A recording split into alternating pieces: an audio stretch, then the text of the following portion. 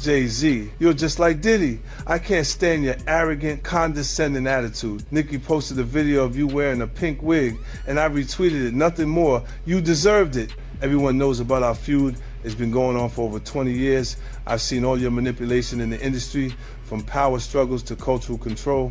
In 2015, when Tidal launched, Nicki helped you build it from nobody to a successful platform, and you immediately pocketed her $7.9 million in royalties. Lil Wayne was qualified for the Super Bowl, but you kicked him out of personal grudges. How is that any different from Diddy forcing his artists to sign unfair contracts? Just because Nicki didn't align with him, he resorts to this kind of suppression. You're truly despicable. What's even more interesting is that right after I showed him and his father's photo in the documentary Sean Combs' A Reckoning, you immediately had your lawyer send me a warning letter saying I overstepped my bounds. When you wrote the lyrics to exonerate Diddy back then, why didn't you think about today? You say the film is malicious slander, but why don't you dare sue me for defamation? Because all the evidence I have is true. I haven't finished reporting the witnesses in my documentary, and I haven't released all the Tidal profit sharing documents. If you know what's good for you, pay back what you owe Nicki with interest. Don't wait until I make Jay-Z Reckoning 2, by which time even Beyonce's PR team... Let's get it straight. Nobody's afraid of 50 Cent. I want everyone to be clear. No one's scared of 50 Cent. At that point, his safe presentation, even the glasses, what the glasses represent? Intelligence, right? A nerd, maybe? What are some of the things that come along with you being a nerd? Like, don't hit a guy with fire. He's not identifying with the transition and difference and the perception of Jay-Z. Now he's really safe, and people feel comfortable with him because they know he's not going to do anything inappropriate or try not to. Meanwhile, when he's saying he's not afraid of 50 Cent, why would you have to make that clear when no one's ever asked me? For years, people have talked about tension between 50 Cent and Jay-Z, but mostly through rumors and quiet discussions rather than clear public fights. This documentary brings those old stories back into focus and looks at them in a new way. Both artists became powerful figures in hip-hop, but they built their success in very different ways. 50 Cent often being direct, bold, and confrontational, while Jay-Z took a calmer, more strategic approach. Looking back at their history also opens up a bigger question about influence in the music industry. Does real power come from being loud and disruptive, or from staying quiet and making calculated moves behind the scenes? And when you think about everything that's happened over the years, it also makes you wonder how much of what we saw was actually planned strategy instead of just random events. He is close, even though Jay's lawyer came out and said they're not. Because Jay-Z and Puff was given an assignment, and that was to destroy East Coast rap. And what I mean by that, and I know people gonna be like, yo, Gene is out of his mind and everything like that. Check this out, brother.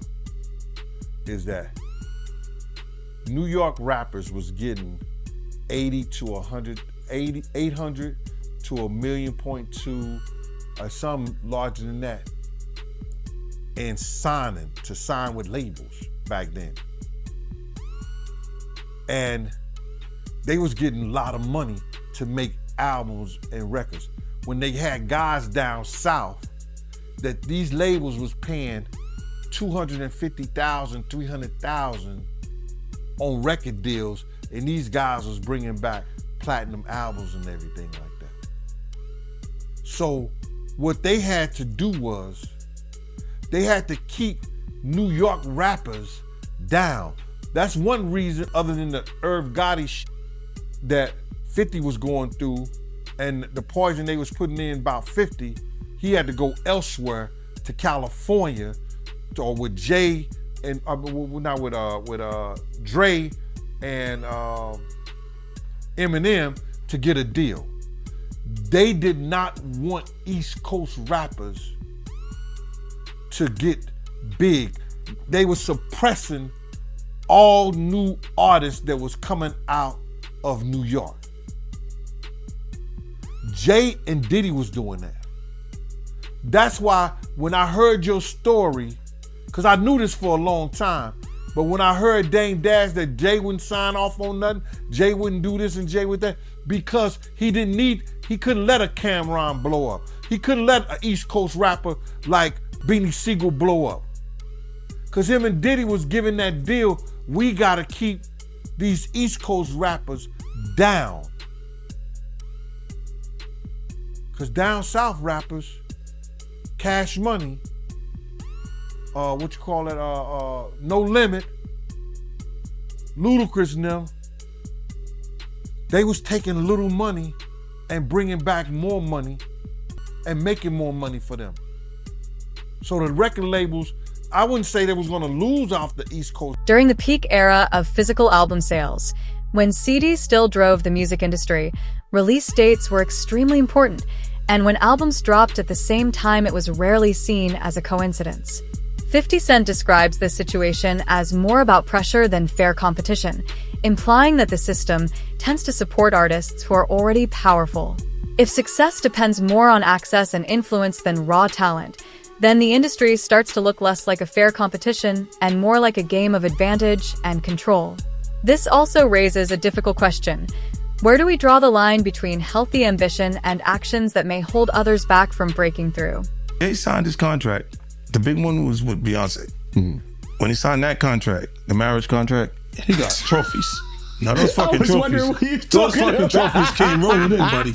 He started getting Grammys left and right, man. I mean, look, if you look at his career, This guy. You're gonna let him say that? Jay was getting Grammys. he had one. Exactly. He had And one. he ain't show up. Yo, he had like 20 now. Hold on. He had like 18 since he been down. Look, he had one, bro. Hard Knock Life. Hold on. You're not wrong. At the same time. After that, he got them shits. He's like drinking. His pictures with him like fucking things the cup. Wait a minute. So you're saying the success is derived from the marriage? I've absolutely been treated differently. The accolades. Because he's no marriage. longer viewed as what, like a street or gangster rapper. Now he's viewed as a businessman, entrepreneur, family man. And the biggest ones because of the position Beyonce's. Oh, wow. Right? You were connected to the biggest. Jay got it for the music. Jay got it for the music. You didn't see. He deserved those. I'm sitting there, it's like this, like Black excellence. They're sitting there like, yeah. It's the billionaire brunch. You're like, I hate you, man. unaware of anything going on here. This is the one time I'm gonna be with you niggas this year. Yeah. Come on, bro. That's crazy. That's crazy. He just looking at his watch during the whole Rock Nation prayer. Like, is it 3:30? Yeah, it's almost time to get out. What the fuck is that? Yo, I feel like I'm normal again. Get me out of here. Oh wow! So that's the deal he signed, huh? Yeah, that's the deal. Like, the other ones didn't count as much as that one did. While US music charts showed one picture of success, international sales and rankings often told a different story. From 50 Cent's point of view, this highlights that what looks like popularity can sometimes be influenced heavily by marketing and promotion budgets, not just audience preference. It suggests that success in music isn't always purely organic, but can be shaped by how much money and effort is spent on pushing an artist globally. This leads to a bigger and slightly uncomfortable question. If fame and dominance can be influenced or even bought to some extent, then what does real victory in the music industry actually mean? I advise Beyonce to divorce Jay-Z as soon as possible because I'm ready to shoot a documentary about Jay-Z, and I guarantee it will outgross Diddy's documentary. If Beyonce sends me a legal letter on behalf of Jay-Z, I remind her to stay quiet. This is a dispute between men, and she has no right to interfere. I have to let everyone see the true face of Jay-Z. Jay-Z and Diddy have been longtime friends, and their business dealings never stopped. He frequently attends Diddy's parties, so why do people think he's innocent? Jay-Z and Diddy got involved in the same case in 2024, where a victim claimed she was assaulted by both Jay-Z and Diddy. I remember Jay-Z saying these were all rumors and that he was defending Diddy. But ironically, Diddy got arrested in 2025, and there's enough evidence to count his crimes on one hand. I've known them for 20 years, and I know how many bad things they've done behind the scenes. After Jay-Z founded his company, he repeatedly got into copyright disputes. In 1999, he was convicted of third-degree assault and served time in prison. He was unfaithful to Beyonce, and he was caught by Beyonce's sister. I think everyone has seen the footage of him getting beaten up in the elevator. I've already gathered the evidence, and I'm going to give Jay-Z a I forget surprise. this. We talked about Jay. Proximity to Diddy. You don't think he knew anything? He's He's seemingly around Diddy. I don't know. That was a real suburb question. Yeah, I know, right? Proximity. And the proximity. Proximity. That's the SAT hit parade word. I had to learn that. Do you think he fucking knew all of the shit that was going on? Yeah, that was like a... I don't want to incriminate myself. I know, but the way he said it, like I said, no matter how you answer that shit, you snitching. yeah, exactly. That was a nice kind of question. You asked the question like a fan. Hey, I grew up with white people, but the one thing I know is how to get a black guy in trouble. But it's a great question. Yo, just give him the Happy Meal before you ask him to snitch, bro. You said, damn, it wasn't even drinking. Speaking of, how the hell you pronounce Lechemin-Dewa. Okay. It's the King's Path. King's Path. Chemin-Dewa. Because I know Branson. That's the one I pronounce. Branson. That's the Branson lifestyle. You're going to be outside. Biff, you're not worried that if you throw little and you don't throw out allegations, but like you kind of poke fun at them. You just ask questions. You're not worried that it comes back your way? Like people dig up your past and try to pull stuff up? I don't got that shit in my past. I'm not. Everybody got a little bit. Like, not that it's real enough. I took a pill, but it was for me to perform better. For her to remember, buddy. I didn't fucking give her a drink so she forget what the fuck happened. What the fuck is going on here, bro? Yes, I took the drink. I gave me the fucking drug to perform. So she can remember and possibly love me for that. Did it work? What the fuck? Yo, bro, look, I'm doing pretty good. Like, you know what I mean? Like, but I'm just saying, this is the opposite of normal shit that we're talking about, bro. That is why. I don't know why it's so hard for people so to just for people to feel like shit is you weird. would have something or you would have reserved in. The Super Bowl controversy shows how decisions in the music and entertainment world can depend heavily on behind-the-scenes alliances, especially when global attention is at its highest. Eminem's push for inclusion stood in contrast to reported hesitation from others, which brought back debate about who really gets to decide what is official or accepted at the biggest stages. It suggests that power isn't only about talent or success, but also about who has the authority to approve or deny access. And when one influential voice is needed to support another, it raises a deeper question. Who actually controls the gate in the first place? You all right? Do you need anything? None of the people that have vocalized that another man, and to me, again, that whole conversation has been feminine. But if you're gonna say some like that, you should have actually done something to help the problem. But I never got the call from Ray saying, do you need anything? And anyone else that I've ever given, paid a bill, paid their rent, paid their college, any dollar, not one person, and I don't want them to, because they know I'm all right.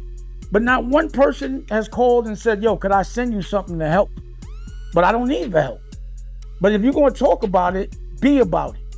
But to me, that's just a jab when you tell and promote a false narrative and say that I'm in such a bad place that another dude should help me, and that my tail's in between my legs to the extent, because of a lawsuit, that I would actually take that money. I'm a man. I don't want nobody to give me nothing but the opportunity to do what I gotta do, and I don't see no opportunity. I don't want to perform for the Super Bowl. I'm not all right with the NFL. I'm still mad it ain't no black owners. We went from kneeling to being happy when we could perform for them. That wasn't what I was about. I was about ownership of our own league and taking pride in that. I'm not a court jester for everybody else to get good ratings. I know what we're being used for, and I'm not cool with that.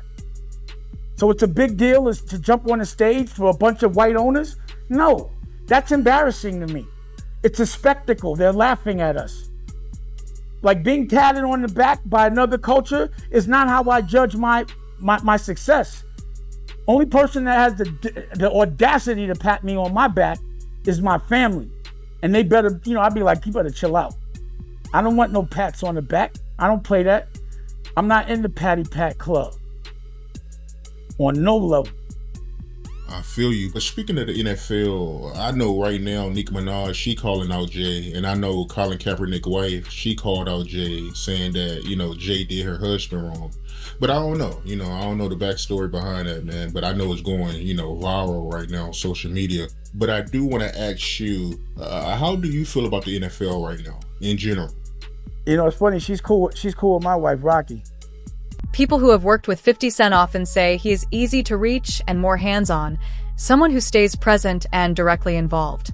On the other hand, Jay-Z is sometimes described as more distant and harder to access, with a more private and selective approach. These differences shape how each of them is seen in the industry. One as open and approachable, the other as more reserved and untouchable. Are looking on the separation between their hardships or their the things that they got going on that would be issues, and what a celebrity's issues would be. Wait, what is that? They think all celebrities are doing the same thing. Yeah. Right, and when you see, if I wasn't saying anything, guess what? You could safely say that a person on the outskirts that is not involved in hip hop culture could think that everybody in hip hop culture is with that shit. So by you, you're good, bro. That's great. You're fucking good. Yeah. He's protecting hip hop. Yeah. If you don't speak out and make them the weirdos, then they're gonna think everybody's Every like single that. person is like that involved in hip hop culture. Makes you think, did Jay do it? Shut up. He's in trouble. We live in New York, bro. No. Come on. We live here. No, Free Jay-Z. I'm just saying. Shout out Mufasa. We all gonna go and support. Yo, we can all see. You are crazy. That was the craziest thing. I literally. What's bro, the lady at Rock Nation? I gotta send her these. You don't feel like that happened the same day, bro. What's the day came out the day before, the next day? I was eating Raisin Bran. Okay, I'm eating Raisin Bran. I got my daughter in my arm. I'm scrolling, right? I see somebody screenshot your shit. Is Jay and the whole family at the Mufasa Fair, and then the comment is 50 Cent. Jay said they said I a 13-year-old. Let's go watch Mufasa. Everybody get dressed. We're going to see Mufasa right now. I just think it was a good look, like angling yourself as a family man. Yes. But they had to go to the premiere, that bro. was planned already. I'm They had to go to the bro. premiere. And I realized that later, but I'm just saying to you, I haven't seen him in a long time. That's all I was saying. When I hadn't seen him in a long time, and then I heard this shit, and then I looked and I saw Mufasa, I said, whoa. That's all that fucking happened, bro. You think this is at my phone? This is my phone. This is happening at real time. I'm going, yo. He said, yo. You just gotta say everyone gets these jokes, bro. That's what you gotta say. Yeah, no. Rappers, listen, comedians are the new rappers, bro. That's why the do thing. people come to my page, bro? That's true. I know what I'm You saying. know what they say? That is true. Well, you don't think you're gonna happen next? Yeah, that's what they said to me, buddy. Well, you're next, buddy. You're fucking, you're laughing at this. These two different reputations show two very different ways of leading in hip-hop. One style is built on being close to people, staying visible, and connecting directly with others, while the other relies more on privacy, distance, and a sense of mystery. Both can be powerful in their own way, but in a culture that values authenticity and street credibility, it raises an important question: which approach actually builds stronger and more lasting loyalty over time? Why? Because you don't got nothing. I don't have it. All right. There's no girls gonna come out. Why you sound skeptical? Because I think there are some women that are like. No, I think there's some women that are like. This guy's supposed to be from Queens, bro. Let me cook fucked up experience. You take him off the corner one time. No, what I'm saying is I know a couple of exes that fucking throw me under the bus. You should let him have the corner. None of this would have happened if you let him have the corner. Would have been fine. You know, there's some like opportunists. They'll just throw out the girls. fucking. But that's what I'm saying. You had to have something. Look, if you already interacted with the person, right, and you hadn't had a bad experience, it would take more for them to say some of the shit that you see these people say. Right? Like, you go, what made you do? What made you? Even when we part ways, and because a lot of times when we interact with people, they're not just having fun for tonight. They think we're leading into this hardcore relationship that may not materialize. Right? So I see what you're saying, where they can look and go, well, look, you met the girl in 2003. You hung out with her. You had a good time after the show with 30 girls there. You just went and y'all hung out, right? And y'all just part ways, right? So there's no negative things between it, but she can look up at the TV now, and you've been a success since then. Feel like that's my life. I was supposed to be there, and be upset with you and say something. But there's will have any merit to it. If I gotta keep it that real, woman hasn't been in you ain't always have the most amicable breakups. Do you remember where, I think it's your baby moms, where it's like she was kind of speaking out, and then all of a sudden the house just got burnt down. Yeah, but you know, it happens. Left eye. She burned the house down.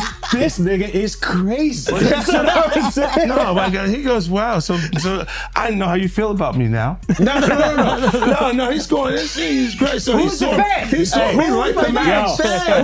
I want my block back. He go, look, I have faith in our just justice. I'm a I civilian believe now. there would be consequences connected to those behaviors and actions that this brother is talking about. Oh my goodness, man. Why is that a part of his thought process today while we're here having a good time? That's a good ass point. Look, you do have people that really, look, when you break up with them, they don't care about you anymore. Yeah. So they'll say things and you go, yeah, but it doesn't hold merit. It doesn't have any no real. Yeah, of course. After all these years, That's and like, you don't see nothing. Yeah, like the girl that's just upset with you. She's just angry with you. She got and you. Some people see this as a natural part of how artists grow and change over time, but it also shows that a legacy in music is often shaped very carefully, almost like it's being designed. When genuine fans support mixes with strong branding and image control, it becomes harder to tell where real admiration ends and marketing begins. This raises a simple but important question. Can the public truly separate an artist's real impact from the way they are presented? I thought the smartest thing Jay said in the statement was, if you really believe this happened, then press criminal charges. He said, pull up. But I don't think that was. Tell me. Okay, look. Because of the statute of limitation, there is there is no criminal. So it's a so making a statement is to make people feel like. But apparently, if she's under 18, didn't you say it still could be criminal? Yeah. He knows he's fed. He used to be a cop. So you turned him into a cop. He used to sell drugs and then he became a police officer. Did you know that? You say, how to rob. Glorified security. But you know what he would do? When they would arrest G-Unit guys, he would be like, yes. And he was in the court. Every time. Bitch. I was actually the cool one. I'll give you the extra fucking cheese sandwiches and shit like that. I'll be looking out. Take care of the family. Hey, you know, I don't know, man. I think, what's the name? I get confused too.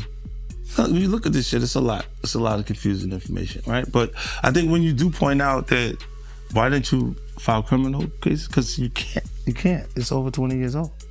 This was 2000, bro. No, but I think if it's a minor, when they're saying this is happening, I'm not even 50 Cent yet. Yeah. Oh wow. You see what I'm saying? Like this is that dates that far back. Yeah. So it's like it didn't even take place at that point. So I'm like, I'm saying, Sean Carter, you're a piece of shit. Taking Pimp C wasn't bad enough. Real life.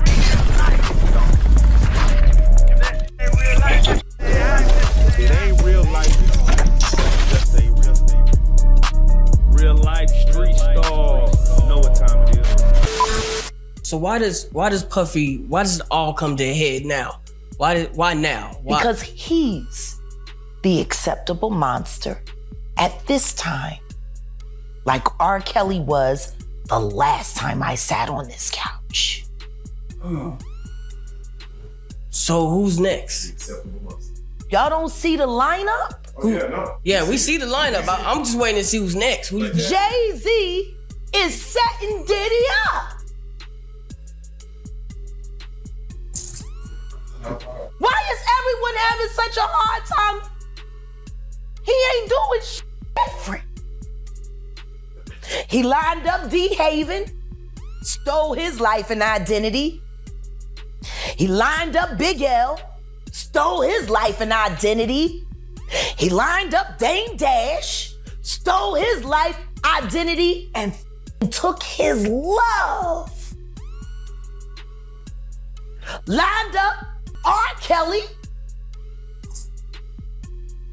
He wants to be the one.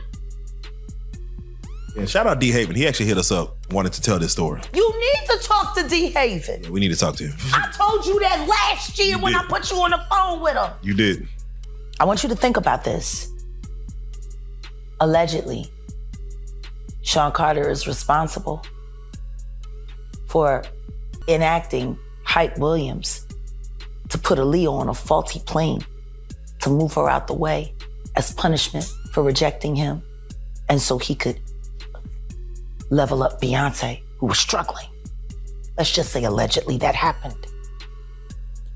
Now I want you to think about 106th and Park with Mary J. Blige.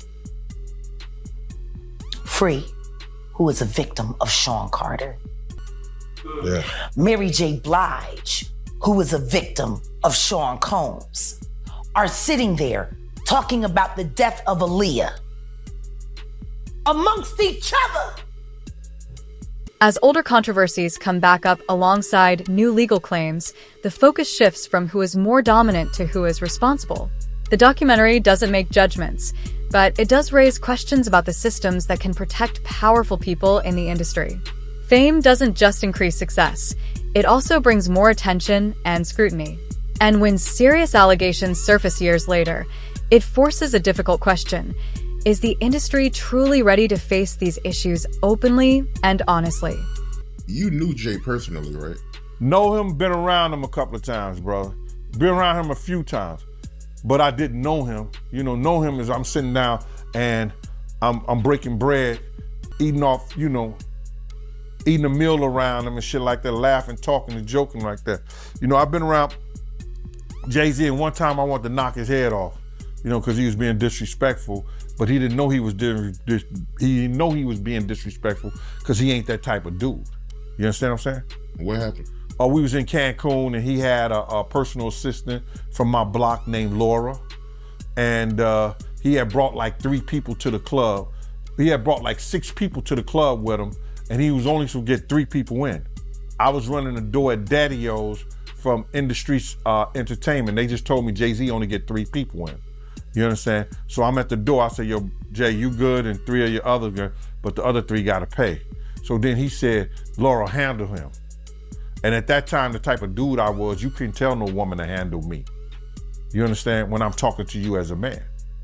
So then I said, who you talking to like that? You telling her to handle me? You understand? And then me and him, he didn't say nothing. He just turned to the side. And if he'd have turned back around, he'd have got his head knocked off. But Laura told me, yo, Gene, please, Gene, you gonna make me lose my job. You know what I'm saying? And because, 1, she was beautiful, 2, she's from our block. You understand? I wasn't gonna do that to her. You understand? So I gathered myself, stepped away from the situation, and then the promoter said Jay can let his people come in. You know what I'm saying? But he was being disrespectful.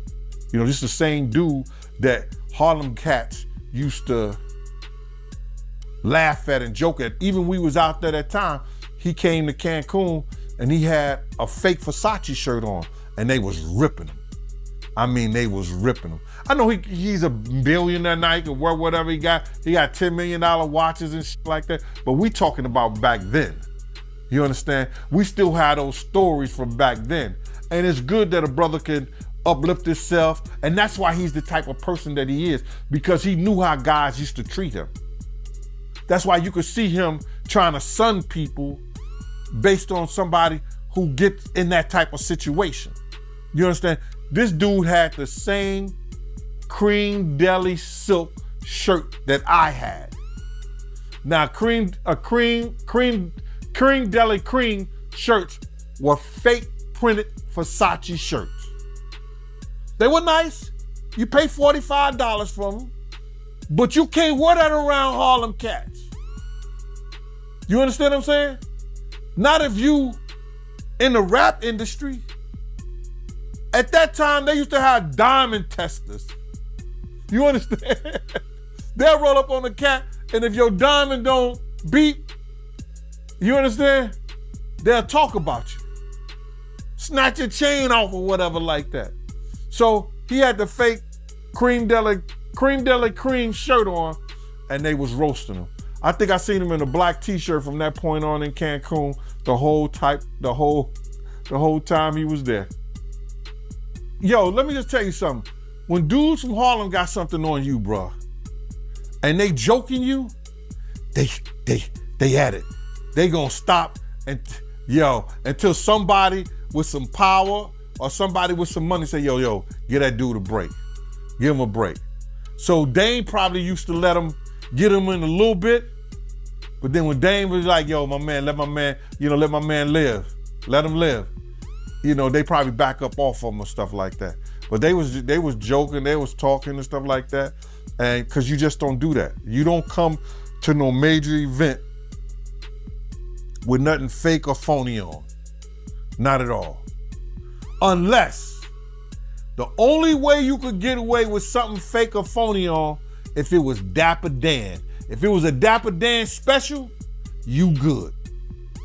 In the end, 50 Cent presents himself as someone pushing back against a culture where many choose to stay quiet to protect themselves. From his point of view, not speaking out isn't really neutrality. It's often a way people try to avoid conflict or protect their own position. If it wasn't Dapper Dan, nah, you couldn't do that, bro. Not at all. Should have known better, but he was from Brooklyn. But from what you know about Jay, do you believe he's capable of doing what he's being accused of? What I know of Jay, and what have I heard of Jay, I want to say this to protect myself, that there's stories of Jay talking to underage girls. It was a girl from my block that was 16, 17 years old that Jay was talking to. If she was 17. So there's plenty of stories out there that they might flood the market of Jay talking to underage girls. I heard this kid that is claiming to be his son. His mother was 15 when she conceived him and had him at 16. And Jay refused to do a blood test or anything like that. And all of a sudden, when this has gotten real big and Tony Bugsby had taken the kid's case, the kid just got arrested for having a gun in his car, I think, like that. Did you hear something about that? That the kid got arrested for having a gun in his car, and when they go and watch the tape, somebody was planting a gun in the kid's car. Now the kid who never been in trouble to that degree, and now he's facing a case for a gun case for having a loaded firearm in his car. So, answer your question. There's plenty of stories. Ain't Beyonce one of those stories? Isn't Foxy Brown one of those stories? Isn't that kid mother one of his stories? There's a lot of stories, bro. So that's what I say about it. By speaking openly, he questions a system that often rewards people for staying quiet instead of being honest. It highlights a contradiction in an industry built on expression and voice. This leaves an important question behind. If music is all about speaking out, why do so many people still feel afraid to say what they really think?